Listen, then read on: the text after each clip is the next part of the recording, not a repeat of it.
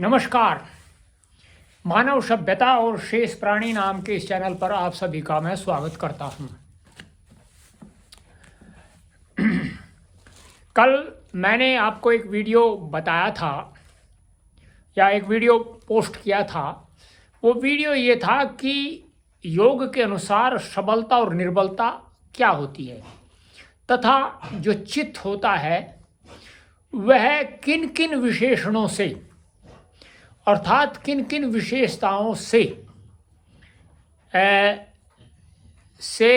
जो है वो भरा रहता है।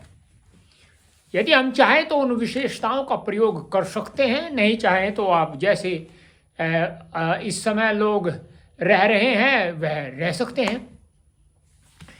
किंतु कुछ हमारे एक सब्सक्राइबर हैं, उन्होंने जो है मुझसे आग्रह किया कि इस समय जो ज्वर है, इस क्षेत्र में जो ज्वर है वह अत्यधिक फैला हुआ है और ज्वर इतना घातक है कि लोग जो है कभी किसी का हाथ काम नहीं करता है, किसी का पैर काम नहीं करता है और या किसी के जो घुटने हैं उनमें जो है निरंतर पीड़ा बनी रहती है।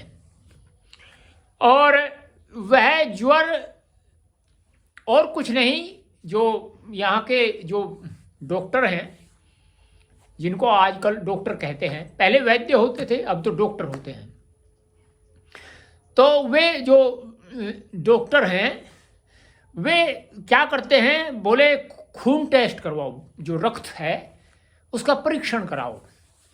और रक्त का परीक्षण कराने के पश्चात वो कह देते हैं कि इसको वायरल फीवर है। वायरल फीवर का अभिप्राय है कि कोई एक ऐसा विषाणु जिसके द्वारा वह ज्वर आया है। तो लेकिन वह विषाणु है कैसा, इस विषय में जो डॉक्टर है वो उसका उपचार तो करना जानते हैं। ये कहते हैं कि हम उपचार तो कर सकते हैं, किंतु हम इस विषय में अनभिज्ञ हैं। ये नहीं बता सकते वह विषाणु किस प्रकार का है, वह कैसे फैलता है। ये सब बातें जो है वो डॉक्टर साहब नहीं बताते हैं। बस उनका मानना ये है कि विषाणु है और विषाणु के द्वारा ये वो ऐसे ही सामान्य से, जैसे कहते हैं ना एंटीबायोटिक एक औषधि होती है, वह औषधि लोगों को देते रहते हैं और उसका परिवर्तन करते रहते हैं बार बार। तो उससे जो है वो कई बार वो जो है बड़ी शीघ्रता से जो है नियंत्रित हो जाता है, कई बार वह दीर्घ काल तक चलता रहता है। और वह ऐसा नहीं है कि अब आया फिर नहीं आएगा, ये भी आवश्यक नहीं है, कई बार भी आ जाता है। तो ऐसी अवस्था में हमें पहले ये जानना चाहिए ज्वर होता क्या है। क्योंकि मुझे जिस व्यक्ति ने ये आग्रह किया, मैंने उससे पूछा कि आप ये बताइए ज्वर होता क्या है। तो उन्होंने कहा कि देखिए, हम किसी भी उसका ज्वर समझ करके या ज्वर जान करके उसका उपचार नहीं करते। जो डॉक्टर थे उन्होंने कहा कि हम जो है उसका ज्वर हम ये जानते हैं कि देखिए ये एक डिजीज है, डिजीज को हमने उसका क्लासिफिकेशन किया है, अर्थात कोई रोग है और हमने उसका वर्गीकरण कर दिया है।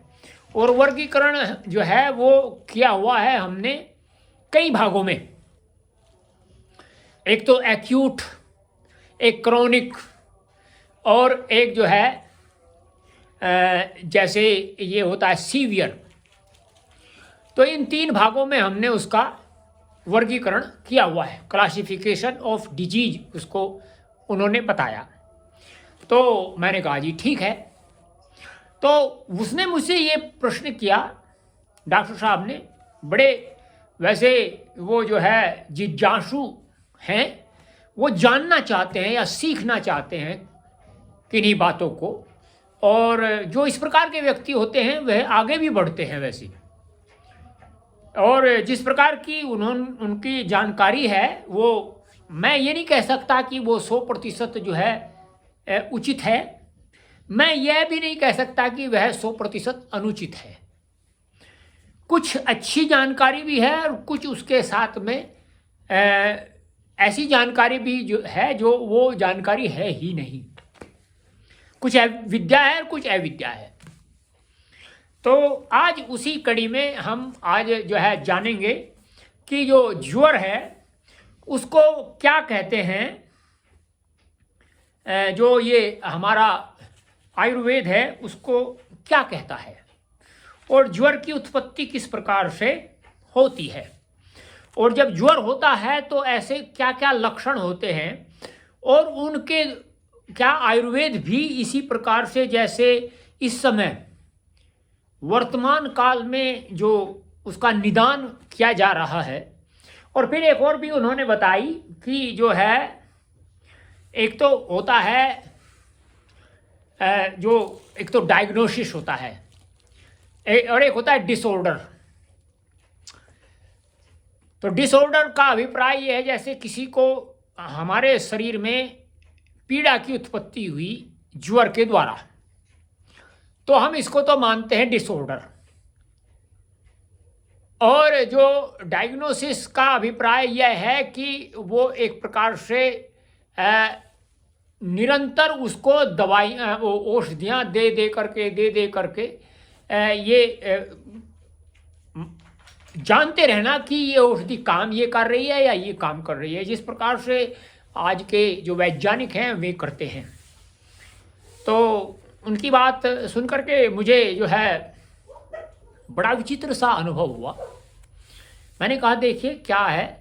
उन्होंने बताया तो उसका एक आंग्ल भाषा में कुछ नाम उन्होंने बताया है कि ये उसका ये होता है, वो मैं नहीं जानता हूँ, लेकिन ये है कि वो एक प्रकार से हिस्ट्री बेस्ड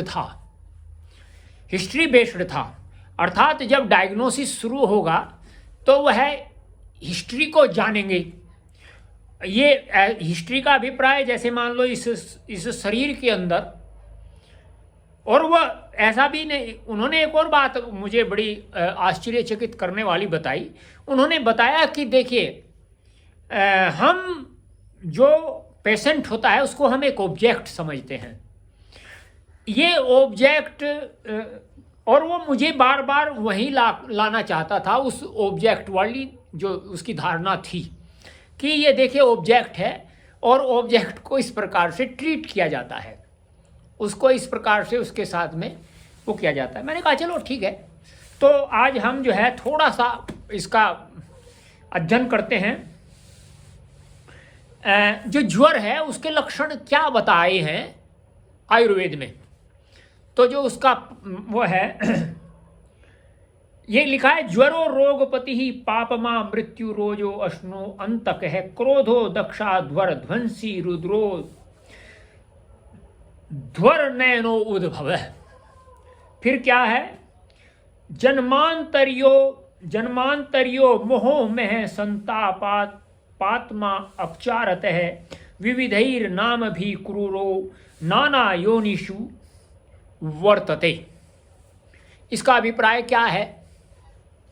इसका अभिप्राय यह है ज्वर, ये इसके जो है पर्याय बताए गए हैं कि जो ज्वर है उसके पर्याय क्या क्या हैं।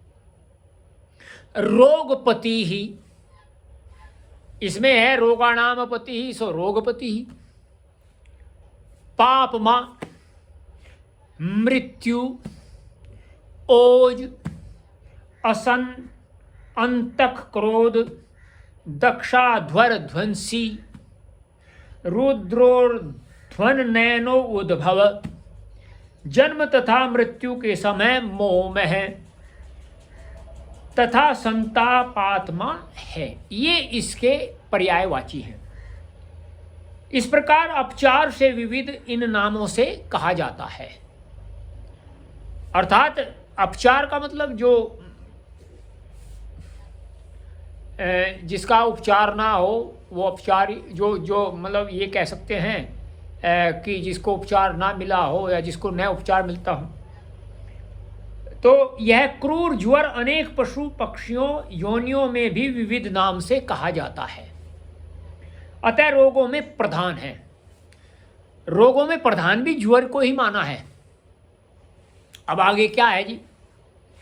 ज्वर रोगों में सबसे प्रथम उत्पन्न हुआ उस काल में पापों के सर्वथा अभाव में कोई भी रोगी नहीं होते थे।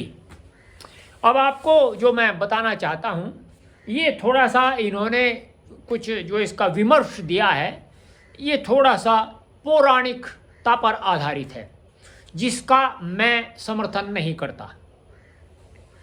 इन्होंने कहा है, चलिए आप इसको छोड़ ही दीजिए। अब इसमें क्या है आगे इसको बताते हैं। प्राणियों को अपने प्रभाव से संतृप्त करो और अपना आहार उसी से निष्पन्न करो, ऐसी आज्ञा पाकर सर्वप्रथम भूमि पर आया। पृथ्वी में प्रवेश कर उसे ऊषर बनाया। इसका अभिप्राय यह है कि ज्वर जिसको भी हो जाता है, जिस व्यक्ति को भी आता है, वह उसको ऊषर बना देता है। जिस प्रकार से भूमि होती है वह ऊसर हो जाती है, अर्थात उपजाऊ नहीं होती है, लेकिन जो शरीर होता है वह पौष्टिक, वह पुष्ट नहीं हो पाता है ज्वर के कारण।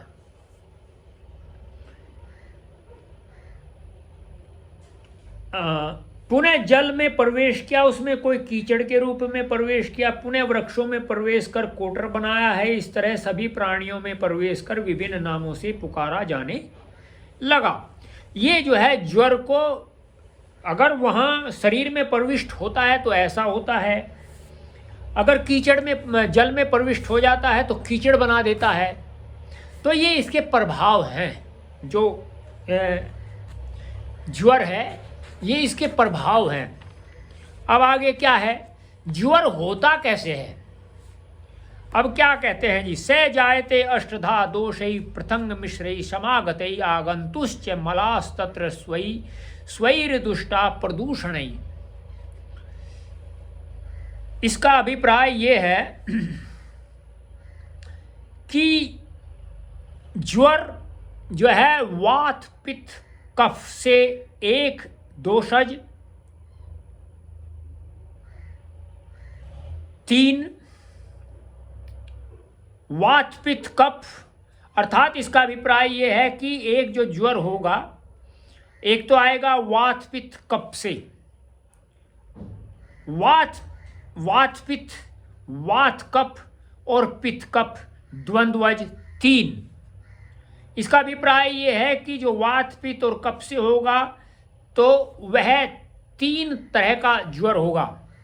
जो वात पित्त, वात कफ और पित्त कफ से होगा और द्वंद्वज, ये भी 3 तरह का ही ज्वर होगा। फिर आता है सन्निपातज, एक प्रकार का होता है, और आगंतुक एक प्रकार का होता है। इस प्रकार से जो है 3 और 3 6 और 1 7 और 1 8, तो ये 8 प्रकार का ज्वर होता है। हम लोग यहीं से समस्या प्रारंभ हो जाती है हम लोगों की। हम लोग जो है ज्वर किसी बात को अच्छी प्रकार से जानना ही नहीं चाहते, और यदि हम उस बात को अच्छी प्रकार से जान ले तो हम ये समझ सकते हैं कि ये इसके कारण में जा सकते हैं या उसके कारण को जान सकते हैं। तो ये जो मैं आपको बता रहा हूँ कि ये जो आयुर्वेद है वह वात पित्त और कफ, इन तीनों की जो हमारे शरीर के अंदर उपस्थिति होती है, और जैसे ही वह उपस्थिति का संतुलन जो है वह बिगड़ता है, उस संतुलन के बिगड़ने के कारण या उस संतुलन का दोषपूर्ण होने के कारण हमें जो है ज्वर आता है। ज्वर जो है बहुत, ये बताया कि प्रधान है, अर्थात ये सबसे अधिक घातक भी है और प्रधान भी है सब रोगों में। तो आज इतना ही, कल फिर हम जो है ज्वर के ऊपर ही विमर्श करेंगे आज आपने ये जाना होगा कि ज्वर का जो पर्यायवाची है वो क्या है, ज्वर जो है वो क्या होता है, ज्वर की जो धारणा है समाज के अंदर वो किस प्रकार की है। क्योंकि अभी कुछ देर पहले ही एक व्यक्ति मुझसे कुछ पत्ते लेकर के गया है, क्योंकि यहाँ बहुत सारे औषधीय पत्ते हैं, तो वह लेकर के गया है। तो उसने कहा कि मैं इसको अपनी पत्नी को दूंगा, उसको ज्वर आया था, उसके शरीर में पीड़ा है, हमने दे दिए, ले जाओ जी। किंतु ये नहीं बता सकते कि वो पीड़ा किस प्रकार की है। चलिए वो तो मैं नहीं बता उसके विषय में तो नहीं जाना चाहता, ना मैं उनके विषय में विचार करना चाहता। आपको यदि ये वीडियो अच्छा लगा है तो लाइक कीजिए, आप इसको सब्सक्राइब भी करिए, और इंस्टाग्राम और फेसबुक @सत्येंद्र मलिक के नाम से जो है आप फॉलो करिए। और इसी प्रकार के सुंदर सुंदर, जैसे जितना हम जानते हैं ऐसे वीडियो सत्य पर आधारित, किसी भी प्रकार का कोई भी ऐसा जो अविद्या युक्त हो कोई वीडियो हम नहीं बनाएंगे और न ऐसा काम करेंगे। तो आज इतना ही। नमस्ते।